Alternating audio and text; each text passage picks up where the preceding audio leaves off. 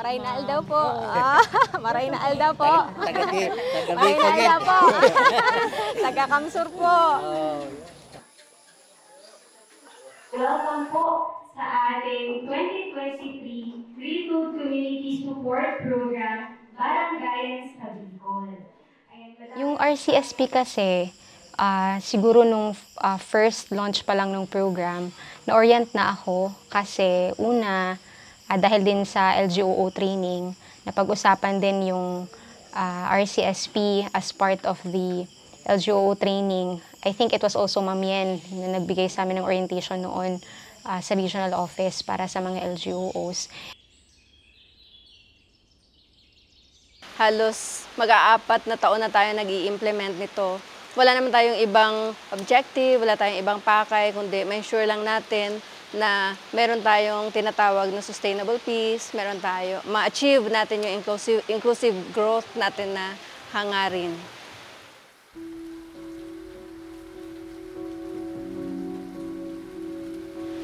So, yung ibang programs natin, ang kaibahan nito sa RCSP kasi meron tayong tinatawag na immersion.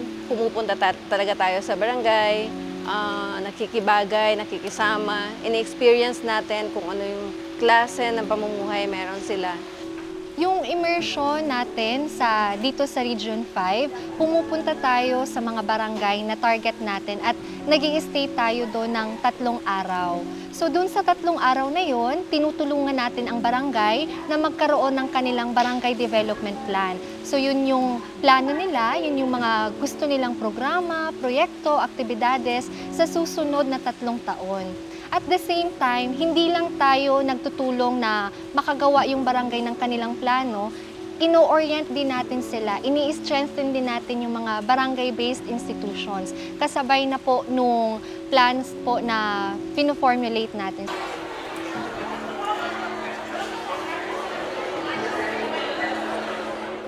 Nagsugod ko ma'am pag-serbisyo sa punong barangay noong 2018. Edad ko po ay 53.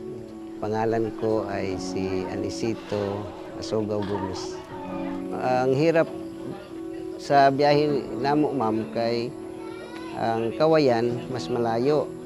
Tapos ang sakyanan malisod. Kag ang makakaya lang nga sakyanan og mag-inuran, magulan-ulan, so habal-habal. So dili ka kakarga og daghan nga karga, utaw ra ang makakarga, dili ta kabinta ka baligya dito sa bayan kay lisod man ang dalan. Nung nag-start tayo ng RCSP dito sa Masbate, I remember 4 days kami nag-i-stay sa barangay kasi even nag-provincial focal person ako ng RCSP, nag-i-immersion din ako, especially pag may mga times na hindi available yung naka-assign na facilitator, so ako yung replacement na facilitator. May mga challenges being an island province and mas nadagdagan yung challenges kasi meron kami mga island municipalities. Yung Masbate nahati pa sa 3 island municipalities.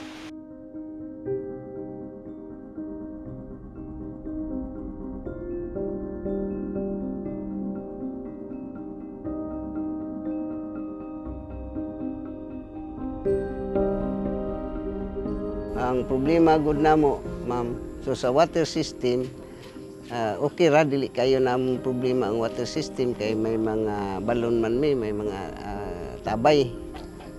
So okay ra nga magkaos mi bisag mga balde, okay ra nga kuha mig tubig, alsa-alsa.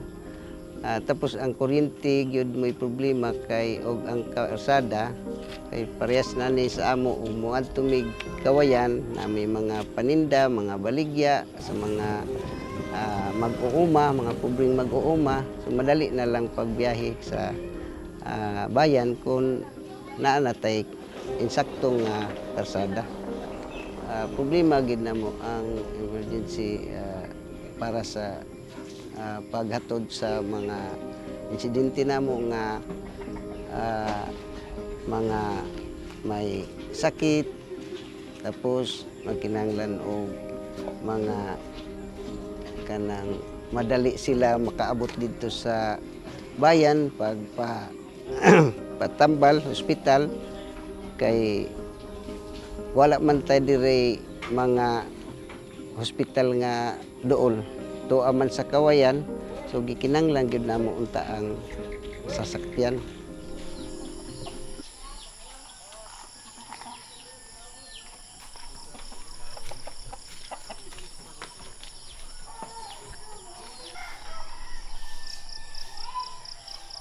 Why are we here? Gi-implement gihapon nato ang RCSP.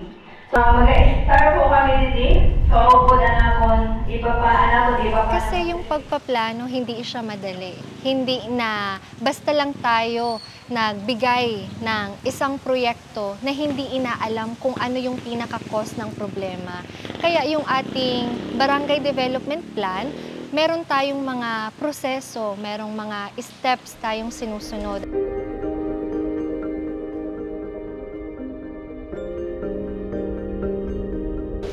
Ang pinaka-focus natin sa RCSP Immersion, matulungan natin yung mga barangays, ma-formulate, ma-develop yung kanilang barangay development plan.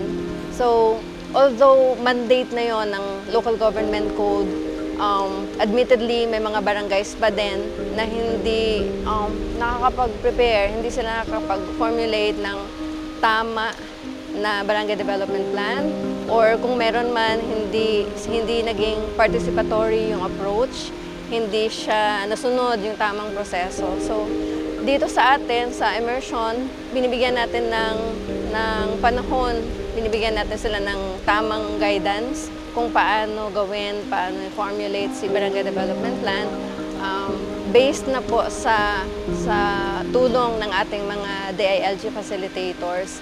Ginawa natin siyang enhanced barangay development plan na yung assumption natin, meron ng mga existing na barangay development plans yung barangay. So, ini-enhance natin, ini-improve natin. Una, para ma-ensure natin na nasunod natin yung proseso. Second, sabi natin participatory, ini-include natin, ini-engage natin yung iba't ibang sectors ng community.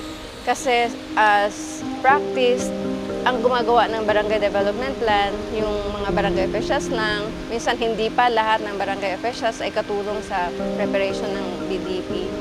So sa ngayon, ang BDP nila, yun yung magsiserve na roadmap, yun yung magiging guide nila in the next 3 years para alam nila kung ano yung direksyon na pupuntahan ng barangay. So hindi yung kung kailan lang may funds, saka pala mag-iisip kung ano yung posibleng may project. Ito ngayon, alam natin na lahat ng mga i-identify nila mga projects ay magre-respond doon sa talagang needs ng community.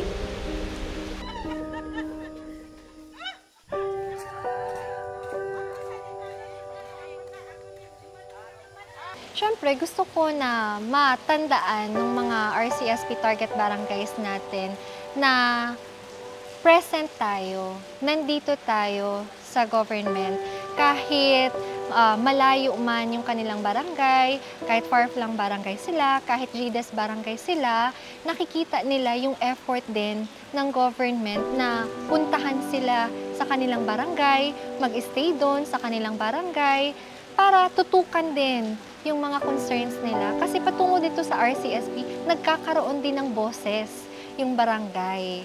Kasi hindi natin sila napapansin eh. Kasi nga GDAS, kasi malayo.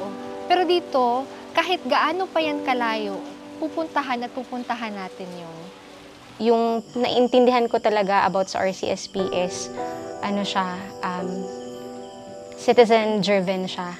Kasi mula sa community support program ng Armed Forces, yung CSP, naging siyang retooled community support program.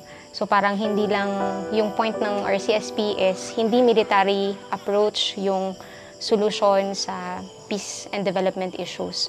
So kailangan talaga yung parang whole of nation approach involving the community.